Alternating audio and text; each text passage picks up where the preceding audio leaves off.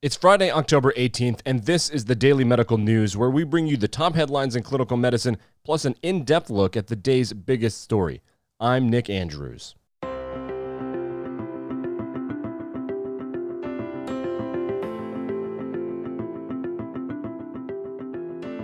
And I'm Molly Collegio. Today, concussion effects may linger long after athletes resume play. Universal coverage may be possible without increasing the nation's healthcare bill. Suicide attempts are up among Black U.S. teenagers.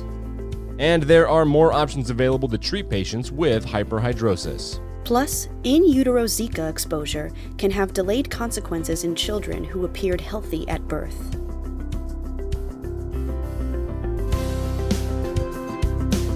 Among athletes with concussion, the effects of the injury on the brain physiology may persist when they return to play, as well as 1 year later. This is according to research published in Neurology.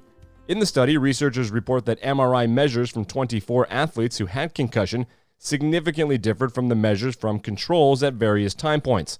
They also report that the measures changed over time. Researchers compared outcomes for 24 college athletes with concussion and 122 control athletes who did not have concussion. Study patients were scanned within 1 week of injury, at return to play a median of 27 days after the concussion, and after 1 year after the return to play. Control athletes were scanned before the start of their respective seasons. The researchers note that different aspects of brain physiology have different patterns of recovering. These data reinforce that neurobiological recovery varies across individuals and might depend on the initial clinical presentation. Participant sports included volleyball, hockey, soccer, football, rugby, basketball, lacrosse, and water polo. They were 20 years old on average and had about half women and half men.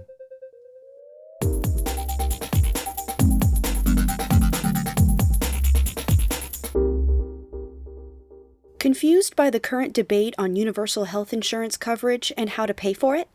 Policy experts at the Commonwealth Fund and the Urban Institute are here to help. The two groups recently issued a report that analyzes 8 healthcare reform scenarios and their associated costs. The report does not look at any of the Democratic presidential candidates' specific plans or pending pieces of legislation. However, debate watchers will recognize some elements of those proposals in the report. The 8 scenarios include ones that build on the Affordable Care Act and expand to universal coverage or a single-payer system. 2 of the scenarios continue to use private insurance and achieve broad coverage without increasing spending. One scenario is dubbed Universal Coverage 1, Private and Public Options. This uses private insurance but adds a public option. There's no penalty for not having insurance in this scenario, but individuals would be automatically enrolled in coverage if they don't have it. Federal spending for this scenario would increase by $122 billion in 2020. But the total national spending would decrease by 0.6% that year. Another universal coverage scenario that uses private insurance is similar to the first plan, but this one has more generous premium and cost-sharing subsidies. This would bump up federal spending to $162 billion in 2020, but it would also decrease the total national spending in 2020 by about 1%. For full details on the 8 reform scenarios and their costs, check out the link in the podcast notes.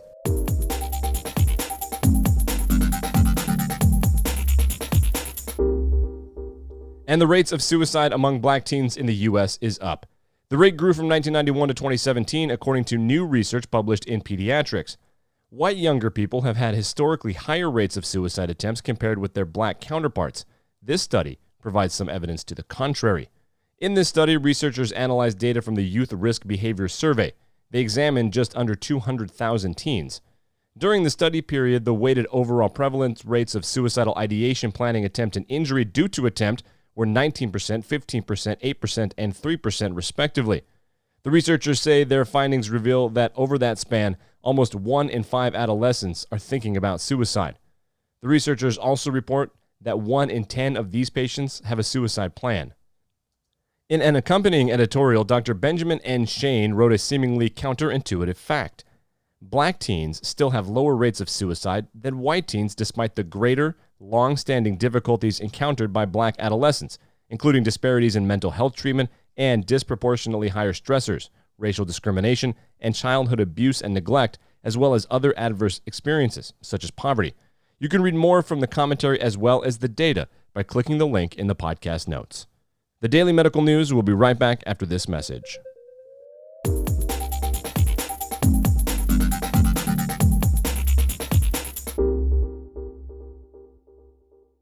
After years of relying on oral anticholinergics for treating hyperhidrosis, more options are now available. Dr. David Periser is a professor of dermatology at Eastern Virginia Medical School in Norfolk. He offered a rundown on the newest treatment options at the annual Coastal Dermatology Symposium in Seattle. The meeting is jointly presented by the University of Louisville and the Global Academy for Medical Education. Global Academy is owned by the same parent company as this news organization. One of those new options is a new twist on an old standby, antiperspirants. Next-generation topical antiperspirants really are effective, Dr. Periser said. They are sold over the counter with labels that say clinical strength or clinical protection. And even though they often carry higher prices than other antiperspirants at the drugstore, they are better than the standard products. Another option is oral glycopyrrolate. You can start at a low dose, 1 milligram twice per day, and increase by 1 milligram per day weekly until efficacy is achieved or limited by adverse events. A topical version of the anticholinergic glycopyrronium tosylate was approved for treating axillary hyperhidrosis in 2018. It is applied using an infused cloth. And for patients who experience hyperhidrosis linked to anxiety, propranolol, 5 to 10 milligrams taken an hour before an anxiety-producing event, can be effective, Dr. Periser said. Click the link in the podcast notes for a full list of available treatment options.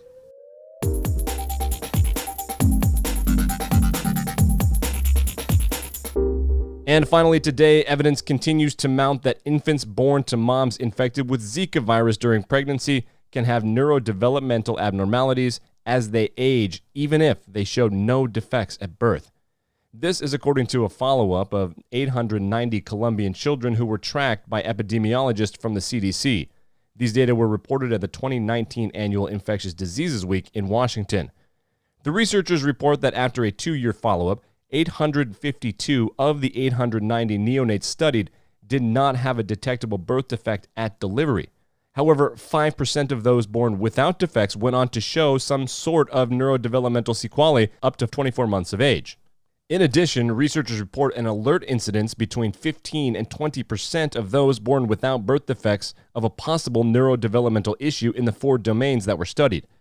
The domains that were studied were gross motor, fine motor, hearing, and language. The study was presented by Dr. Margaret Honan, who is an epidemiologist and chief of the birth defects branch of the CDC.